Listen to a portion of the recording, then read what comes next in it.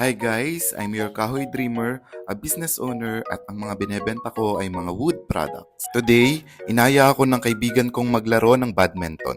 At ayan nga't inihanda ko na ang mga gamit na dadalhin ko. Isang towel, extra sando at tumbler ang dala ko. 10 years ago na yata yung last ko na paglalaro ng badminton. At sobrang excited ako kasi makakabalik na ulit ako ng badminton court. Ito yung isa sa mga sports na gustong gusto ko. Grabe yung cardio at pagpapawisan ka talaga ng todo. And don't forget to apply your sunscreen. Lux Organic yung ginagamit kong sunscreen kasi wala itong white cast. Sinusunod ko din yung 2-finger rule sa pag-a-apply para protected tayo from sun damage. Apply lang natin sa buong mukha, sa leeg at tenga.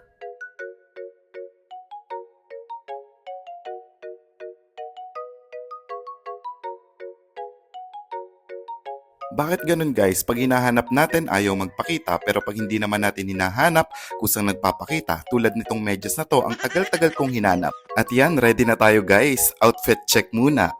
May pa-outfit check. Akala mo talaga pro sa paglalaro ng badminton. Tara guys, samahan nyo ako. Alis na tayo. Siyempre, hindi natin malilimutang bitbitin itong ating raketa. 10 years na to sa akin at isang beses ko lang din siya nagamit. Hindi to branded na raketa ha, kaya let's see kung uubra pa to. At andito na ang tropa kong sinundo pa ako. Special yan, sinusundo. At di nyo kaya, Fortuner pa yung sumundo. May mga tropa talaga tayong mababait at mabilis mapakiusapan. At andito na kami sa Playground Badminton Court, located yan dito sa Almansa dos Las Piñas. At dahil walk-in lang kami at hindi kami nakapagpa-reserve, naghintay kami ng more than an hour para lang magkaroon ng court na paglalaruan. So ito na nga't mag-start na kami ng paglalaro. Hindi kami mga professional na mga player, talagang laro-laro lang namin to para pang exercise at pampapawis.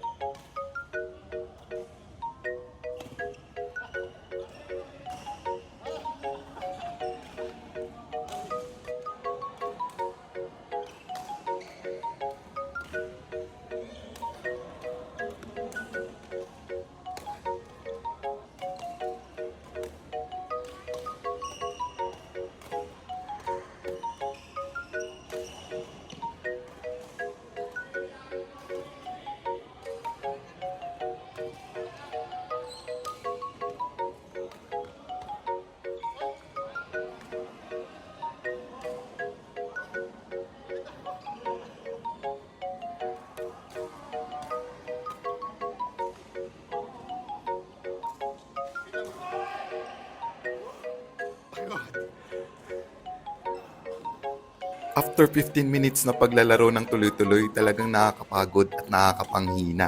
Ayan, pinili ko munang mag-rest kasi hindi ko na talaga kaya. Pero sobrang sarap sa pakiramdam na nakapag-release ako ng maraming pawis. At ito naman yung isa sa mga way ko para naman magkaroon ng work-life balance.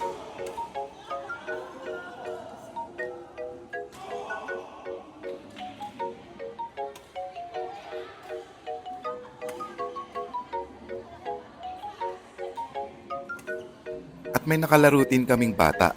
Nakakatuwang isipin na may mga magulang na dinadala yung kanilang mga anak para ma-expose sa paglalaro ng badminton. At natapos na yung 1 hour rent namin sa court. By the way guys, 400 per hour ang bayad sa rent ng court. Sobrang sulit na yung 1 hour kung dalawa lang naman kayong maglalaro. Pero mas masaya kung mas marami kayo. Hindi, ito na. Uwian na. Pagod.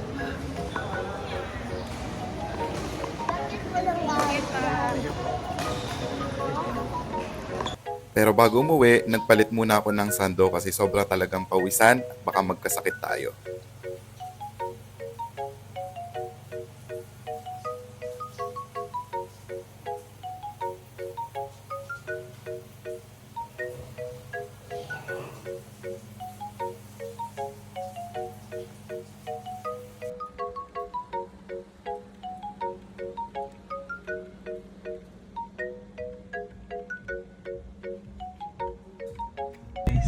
Welcome to my guys.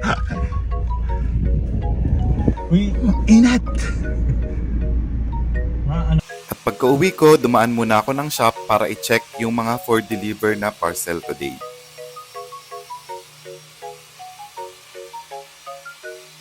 Tapos inililista din namin yung mga orders na gagawin pa lang. Lahat ng mga wood products namin ay pre-order. Usually, inaabot kami ng 2 to 3 days para matapos namin yung mga orders and saka namin isi-ship out. At may 3 parcels naman na ida-drop off ko sa mga drop-off point. May mga courier kasi na hindi pa ganun ka-establish ang system nila kaya hindi ma-pick up. Kaya ang ginagawa ko, ako na lang ang nagda-drop off para secure at sure na madi-deliver itong mga parcels na to.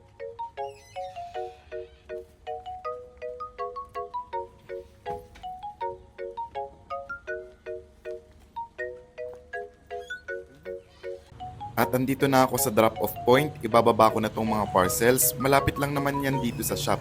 Located lang yan sa BF Resort Las Piñas.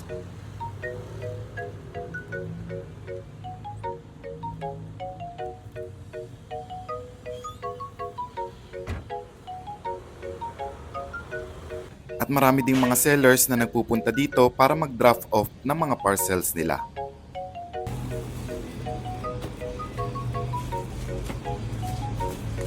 At yan, pina-scan ko na kay kuya yung mga parcels na dala ko.